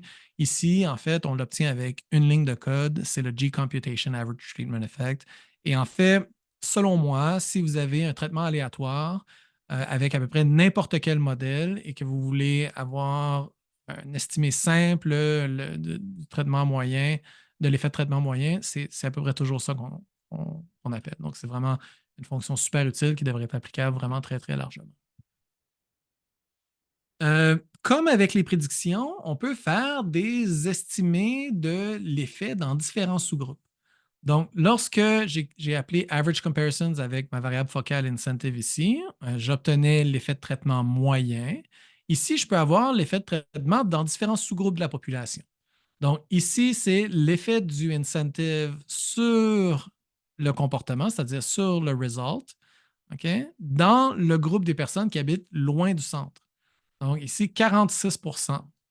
Ensuite, pour les gens qui habitent près du centre, l'effet de traitement est d'à peu près 44 point de pourcentage, je devrais dire. Et donc, il semble, à première vue au moins, que donner 2 $ à quelqu'un, ça a un plus gros effet pour les gens qui habitent loin du centre que pour les personnes qui habitent proche du centre. Il semble y avoir une hétérogénéité dans l'effet, il semble y avoir une modification dans l'effet ici. On peut faire plein de trucs ici. Donc, je peux faire l'effet de la variable incentive pour les membres de l'échantillon qui sont dans le groupe incentive ou les membres de l'échantillon qui sont dans le groupe de contrôle, groupe de traitement versus groupe de contrôle. Et ça me donne automatiquement un estimé du average treatment effect on the treated ou average treatment effect on the untreated. Donc, pour ceux qui sont familiers avec la littérature sur l'inférence causale, ça va être des thèmes ATT et ATU qui sont familiers. C'est vraiment des quantités super fréquentes, super communes, super importantes. Et vous voyez ici qu'on peut les obtenir avec essentiellement une ligne de code, ce qui est quand même facile et merveilleux. Voilà. Donc, jusqu'à maintenant, je vous ai montré un exemple avec une variable explicative qui était binaire. Ce que je veux vous dire aussi, c'est que ça fonctionne, Average Comparisons, avec des variables numériques, avec des variables catégorielles aussi. Donc, par exemple, je pourrais estimer l'effet d'une augmentation de l'âge sur la variable dépendante et une augmentation de 5 unités, donc 5 années, un écart type de l'âge ou un mouvement entre deux valeurs spécifiques. Et tout ça, c'est assez facile à spécifier. Donc, en fait, ça, ce serait l'effet d'augmenter l'âge de 5, l'effet d'augmenter l'âge d'un écart type, l'effet d'augmenter l'âge de 18 à 55 ans. Et donc, vous avez vraiment une boîte à outils super puissante pour vraiment donner à vos résultats l'interprétation que vous voulez. Donc, augmenter de 1 an, ben, je ne sais pas si c'est si important ou intéressant que ça. Mais passer de 18 ans à l'âge de la majorité à 55 ans, ben, peut-être que ça fait une différence dans le comportement. Et donc, ça serait intéressant et ça peut être utile pour votre communication scientifique. Pour les variables catégorielles, ben, même chose, ça se fait tout automatiquement. Donc, si ma variable focale, c'est la distance et que c'est une variable catégorielle, ben, vous allez obtenir tous les contrastes intéressants. Donc, quel est l'effet d'habiter medium distance versus long? L'effet d'habiter short distance versus long. Et là, on voit que, ben, en fait, lorsqu'on habite loin, il y a moins de chances qu'on aille chercher notre résultat au centre de test. Très rapidement, je veux vous dire que d'abord, par défaut, Average Comparisons fait une différence entre ces situations, entre les prédictions contrefactuelles, mais on peut faire un ratio entre les prédictions contrefactuelles, on peut faire un odds ratio, on peut faire le lift, et c'est toujours juste un argument comme ça qu'on utilise pour modifier le type de comparaison qu'on fait. Et donc, l'interprétation ici, ce serait différent de tout à l'heure. Tout à l'heure, je disais qu'en moyenne, passer du groupe de contrôle au groupe de traitement avec incitatif augmenterait de 45 points pourcentage la chance d'aller chercher son résultat. Ici, ce qu'on voit, c'est que ça double ou un peu plus que doubler la probabilité d'aller chercher ses résultats. Donc, c'est essentiellement le même résultat parce que c'est le même modèle, mais c'est une façon un peu différente d'y penser et de le communiquer. Donc, d'abord en termes de différence, maintenant ensuite de ratio. Bon, ça, c'est pas important, mais juste vous dire, vous pouvez spécifier vos propres fonctions. C'est comme presque trop flexible. Là. Mais si vous n'êtes pas un spécialiste encore, vous n'avez pas besoin de vous intéresser à ça, mais vous pouvez spécifier vos contrastes vraiment manuellement comme ça pour beaucoup de contrôle. Alors, dernière chose que je vais vous montrer ou une des dernières choses que je vais vous montrer sur les comparaisons, c'est cette idée qu'on peut faire des tests d'hypothèse nulle là-dessus aussi. Donc, imaginez qu'il y a de l'hétérogénéité, qu'il y a une modification de l'effet, que l'effet est plus fort dans certaines strates de vos données. Donc, ça, c'est les résultats que je vous ai déjà montrés tout à l'heure. L'effet de incentive sur result en fonction de la distance, donc dans les différents sous-groupes. Et ce que je vous avais dit tout à l'heure, c'est que le incentive avait l'air d'avoir un effet plus fort sur les gens qui sont long que sur les gens qui sont short distance. Okay? Donc, ici, quand on parle d'interaction, d'effet de modification, c'est ce qu'on parle. Donc, ce que je peux faire, en fait, pour comparer ces deux éléments, le 46% et le 44%, bien, en fait, l'hypothèse nulle ici, elle est simple. C'est est-ce que le premier estimé est différent du troisième estimé? Est-ce que la différence entre les deux est égale à 0? Et là, vous me voyez venir, hein, c'est la même chose qu'on fait depuis le début. On peut spécifier simplement en ajoutant hypothesis comme ça. On dit, ben, est-ce que le premier estimé est différent du troisième? L'estimé est égal à 0,02. L'erreur type est microscopique. Et donc, la p-value aussi. Nous pouvons rejeter l'hypothèse nulle. Quelle hypothèse nulle? L'hypothèse nulle que l'effet de incentive pour les gens qui habitent loin est le même que l'effet du incentive pour les gens qui habitent proches. Et donc, il y a une hétérogénéité dans l'effet. Ici, l'effet n'est pas aussi fort pour chacun des individus. Non seulement on a observé l'hétérogénéité en regardant les chiffres comme ça, mais on a confirmé qu'il y avait bel et bien une hétérogénéité en exécutant un test d'hypothèse nulle pour comparer ces deux coefficients explicitement. Je vous montre ça ici, plot comparisons, parce que c'est utile parfois. Donc, il y a des fonctionnalités pour faire plein de graphiques. Je mentionne aussi que le résultat de cette fonction plot comparisons, c'est un objet ggplot2. Et donc, ça peut être modifié comme vous le voulez avec les thèmes, avec les couleurs, avec toutes les fonctions traditionnelles de ggplot2. Donc, ça, c'est quand même utile. Et puis finalement, un dernier appel à aller visiter marginaleffects.com. J'ai mis beaucoup de temps là-dessus. Là. Je veux que ça serve à des gens. Et c'est vraiment la formulation la plus claire que j'ai été capable d'écrire là, sur la motivation, sur le cadre conceptuel. Il y a essentiellement 40 chapitres de matériel et d'études de cas en ce moment. Tout ça est gratuit. Donc, allez voir ça. Et donc, sur ce, je vous remercie. Il reste 10 minutes et je ne sais pas, peut-être ça vaudrait la peine d'ouvrir pour des questions ou qu'est-ce que vous pensez?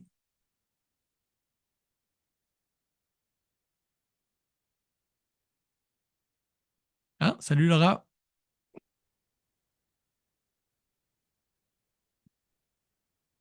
Ben, moi, je pourrais y aller avec une question. Il y a comme des analyses pour lesquelles ben, ça me fait penser à Laura aussi, aux travaux que Laura a fait. Là. Je ne sais pas si c'était une question qu'elle avait puis qu'elle allait peut-être te poser. Mais disons que, par exemple, pour la régression lasso ou dans laquelle il y a de la régularisation, que ça a été longtemps un débat si on pouvait vraiment calculer des valeurs P dans cette situation-là. Puis là, en tout cas, je sais que ça a été élaboré. Est-ce que ton package gère ce type de régression-là? Super bonne question. Donc, en fait, pour l'apprentissage automatique, le package prend en charge deux frameworks, dans le fond. Vous connaissez Tidy Models, peut-être, c'est la compagnie de RStudio, le Posit, qui développe ce logiciel-là. Et un autre framework qui s'appelle MLR3 ou ML3L, ML3R, je ne me rappelle jamais. Et ces cadres-là permettent d'estimer vraiment plein d'algorithmes, d'utiliser plein d'algorithmes d'apprentissage automatique. Donc, certainement Lasso, certainement Ridge, certainement XGBoost, tous les standards et plus encore. Et donc, à la base, Marginal Effects est capable d'interpréter avec tout ce que je vous ai montré ici, c'est-à-dire prédiction, comparisons. On peut faire des slopes aussi, que j'en ai pas parlé, là, mais on peut en faire. On peut faire des comparaisons entre les différents estimés aussi. Par contre, Tidy Models et ML R3 ne produisent pas d'estimés des erreurs types pour les différents paramètres du modèle. Et donc, Marginal Effects ne peut pas non plus estimer d'erreurs types. Et là, tu mentionnais un débat, là, je serais hésitant là, de toute façon à en estimer, à en rapporter personnellement. Une lecture qui est intéressante d'un article qui vient de sortir dans le American Political Science Review de John Mellon, Mellon, qui est un de mes co-auteurs, un gars super brillant. Je le recommande. C'est une critique d'un article qui avait utilisé le Ridge Regression, qui est un peu similaire au lasso, là, mais avec une pénalité différente. Il avait utilisé le Ridge Regression dans un contexte d'analyse électorale. Et John, en fait la critique de cet article en montrant que un des problèmes avec ce modèle, c'est qu'il avait appliqué une pénalité vraiment importante sur une des variables, essentiellement en faisant disparaître cette variable du modèle statistique. Et le gros problème avec ça, c'est que cette variable-là en particulier, c'était un confounder énorme. C'était une variable qui introduisait un gros biais par variable omise. Et donc, lorsqu'on applique un modèle de régularisation comme ça, dans le fond, là, c'est très dangereux en termes d'inférence causale. Donc, ça dépend vraiment comment vous allez l'interpréter. Puis, par ailleurs, si on n'a pas l'ambition d'interpréter notre modèle comme un truc d'inférence causale, ou en tout cas peut-être descriptif, là, les intervalles de confiance, je ne sais pas là, pourquoi. Donc, en tout cas, ça, c'est mes réactions. Ouais, intéressant.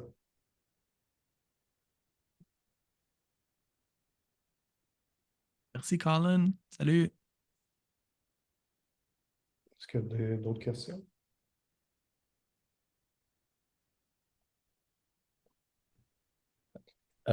J'ai peut-être un remerciement à faire. Bonjour, Monsieur Harel Bundock.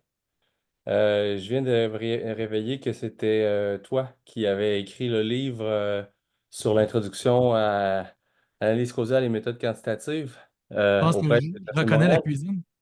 Hmm? Non, non, non, vas-y. OK, j'ai compris. Je voulais juste te dire que ce livre-là était excellent. Superbe introduction au début, puis la transition vers l'analyse causale, je crois, par la suite, était intéressante, rafraîchissante. Euh, c'est un livre intéressant pour les étudiants, par exemple, du bac en psychologie, mais seulement le début. Ce qui rend le plus difficile de l'adopter pour un cours d'introduction aux stats à cause de ça. Mais il est tellement bon. Je veux te féliciter, je suis jaloux. C'est gentil, Quel merci modèle. beaucoup. C'est Puis cool. merci pour le talk, c'est Mais génial. de toute façon, pas besoin de l'adapter au complet parce qu'il est gratuit en ligne. Fait que Yes, je c'est sais. possible de le mettre en lecture complémentaire, là. C'est déjà fait. Ah, super. Merci. Salut.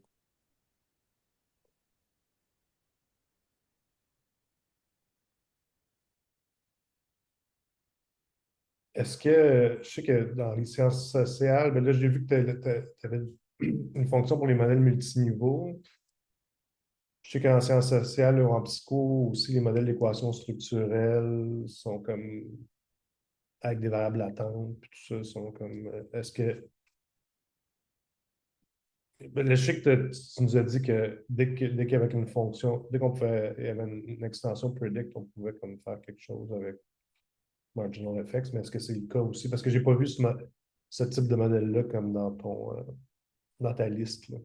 Ouais, je pense que c'est une des limites un peu, là, des choses qui sont pas bien prises en charge en ce moment, là. Les librairies, franchement, je les connais pas tant que ça. Il y a Lavanne, je pense, qui est une librairie Ouais, pour la faire vanne est ça. populaire. Il y a Ouais. OpenMX qui est populaire aussi. OK, OK. Ouais, il y a Lavanne, ils d'autres. ont la structure des objets Lavanne est super weird. J'ai l'impression que c'est comme un logiciel impressionnant, là, mais je pense que ça va être difficile de prendre en charge celui-là, peut-être même impossible. Juste parce qu'ils ont fait des choix de design un peu intéressants, là. Merci Julie, salut. Et donc, ça va être difficile. Faudrait que je regarde OpenMX, ça serait intéressant, là. Bonne question. Ben, c'est des très gros logiciels, là. OpenMX, c'est comme. Je dis souvent, c'est l'équivalent de M+, mais dans R, donc ça fait vraiment comme tu sais, des milliers de modèles. Là, c'est comme, Ah ouais, c'est ça. puis, tu sais, ça va des modèles state space. Toutes les, en tout cas, il y a vraiment toujours en développement, puis c'est très, très populaire. Là. Moi, je ne sais pas à quel point ça serait possible, comme tu dis, d'intégrer ça. Ouais, Mais, bonne question. mais c'est super. En tout cas, moi, ça m'intéresse. Même pour StepMix, j'essaie de voir s'il n'y a pas des façons. Parce que nous autres, on a décidé que les p-values puis tout ça, on les dérivait par Bootstrap. Mm. Mais c'est une décision parce qu'on voulait aussi rester, tu sais, que les gens n'aient pas besoin d'autre chose pour calculer. Mais si ça se fait d'une façon plus facile avec Marginal FX, mais ça semble que ça peut être. On va regarder ça avec Félix, là, voir si on peut intégrer ton package. Ouais, Je veux ça prend vérifier juste, quelque chose. juste VCOV, puis ça prend VCOV, ça prend COEF, ça prend Predict. Ça, c'est toutes des fonctions comme standard. Là. Fait que si vous avez ces fonctions-là dans votre StepMix, il y a des bonnes chances que ce soit possible. Mais si tu veux, envoie-moi un email, puis je peux te donner les détails. C'est bon. Je veux vérifier quelque chose à propos des modèles d'équations structurelles. C'est peut-être pas exactement ce que tu recherches, puis peut-être même que tu l'avais mentionné parce que j'ai perdu un bout. Smart PLS, est-ce que ça te dit quelque chose? Non, j'ai jamais entendu parler. C'est une approche différente au modèle d'équation structurelle qui inclut, je crois, l'analyse causale. Ce serait à rechercher. Euh, c'est peut-être le meilleur pont vers les modèles d'équation structurelle que tu pourrais adopter à partir de ta perspective, avant de passer à la vanne, peut-être, qui, à mon avis, a déjà plus la cote que OpenMX. OK, OK. Et l'auteur, ben, je sais pas si c'est l'auteur de Smart PLS, c'est vraiment lui, là, mais Joseph Hare. OK, OK. Ouais, Je prends ça en note, ça m'intéresse, là. Ça sonne cool. ouais, c'est sûr que je t'ai écrit tout à l'heure, fait que merci. All right, cool. Est-ce qu'il y a d'autres questions?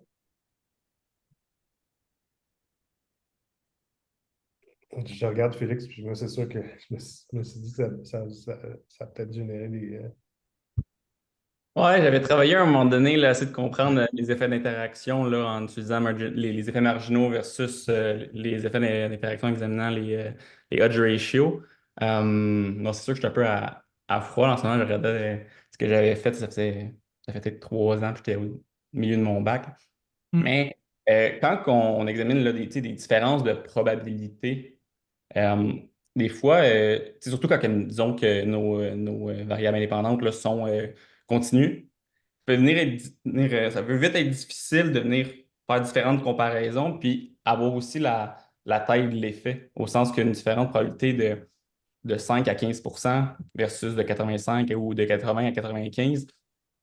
Je me demandais, là, c'est quoi la stratégie à adopter? Tu sais, j'imagine qu'il y en a beaucoup, il y a beaucoup de travaux qui ont été faits là-dessus. Euh, Par où commencer, disons, là, si je veux continuer à explorer ça? Ben, en fait, oui, tu as raison que donc, il y a comme plusieurs choses à garder en tête, là. La première, c'est on s'intéresse à l'effet d'une variable, puis l'effet de cette variable-là peut être modéré ou modifié par une autre. Et ça, c'est l'effet d'interaction traditionnel. Et donc, pour ça, ben, c'est sûr qu'il va falloir que tu rapportes plusieurs chiffres, parce que tu as comme l'effet de ma variable quand, je sais pas, pour un homme, l'effet de ma variable pour une femme, mettons. OK? Donc, c'est sûr que tu es obligé de rapporter les deux chiffres. Et après ça, peut-être les comparer. Donc, ça, c'est pas un problème. C'est juste, ça fait partie de la situation. C'est ça la modération, c'est ça la modification, c'est ça qu'il faut faire. La complication, c'est comme dans certains modèles, comme les modèles GLM, comme les modèles logistiques qu'on a fait tout à l'heure, l'effet peut varier non seulement à cause de la modération, à cause de notre interaction, mais aussi à partir de où on se situe dans les autres variables. Donc, je disais tout à l'heure dans mon modèle de régression que l'effet est plus fort chez ceux qui sont long ou short, mais ça peut dépendre aussi de l'âge. Et là, effectivement, comme l'espace est multidimensionnel, puis ça devient plus compliqué à rapporter comme résultat. Ceci étant dit, Le workflow que je propose dans le livre Marginal Effects puis dans la présentation, c'est un workflow qui est en tout cas une prétention quasi universelle. Là. Fait qu'en fait, les choses que j'ai présentées ici, c'est juste une application des mêmes processus, des mêmes types de tests d'hypothèse que tu ferais dans un modèle avec ou sans les interactions. Fait que dans le fond, l'endroit où tu devrais commencer, si ça t'intéresse d'y aller comme dans le truc Marginal Effects, c'est d'aller sur marginaleffects.com. Puis là, il y a la section d'abord sur les quantités, ensuite sur les études de cas. Et dans la section sur les études de cas, il y a toute une page sur les interactions. Ça, c'est comme 15 pages de tutoriels sur qu'est-ce qui se passe quand j'ai une interaction entre deux variables binaires. Une binaire, une catégorique. Une binaire, une continue, une catégorique. Ensuite, 3 variables multipliées les unes avec les autres. Comment je fais? Puis là, il y a des exemples pour chacun d'entre eux avec comment est-ce qu'on l'interprète, puis c'est quoi les commandes habituelles. Donc, si tu passes à travers tout ça, je pense que ça couvre comme 97% des cas qu'on voit en pratique. Là. Et l'exemple, il est dans un modèle de régression logistique, mais ça s'applique à linéaire, ça s'applique à tout ça. Fait que c'est vraiment l'endroit là, où je dirais. OK, merci, je vais explorer ça.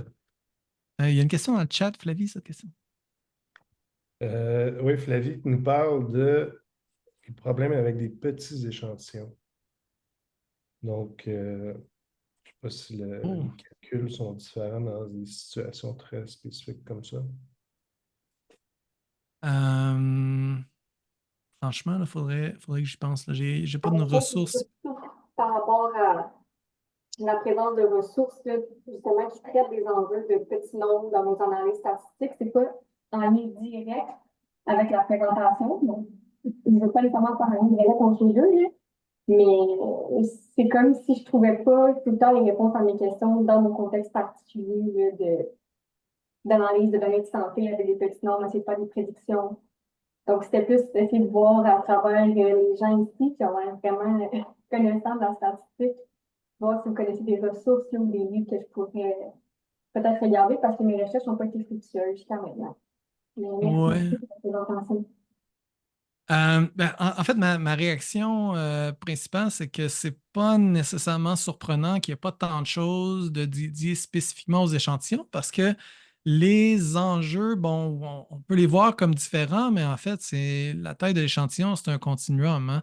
Et les mêmes intuitions qu'on a à différents points de ce continuum s'appliquent, je pense, aux petits échantillons. Donc, c'est quoi les conséquences des petits échantillons? Ben, la première conséquence, c'est qu'on n'aura pas de pouvoir statistique. Le pouvoir statistique, c'est quoi? C'est notre capacité à rejeter les hypothèses nulles.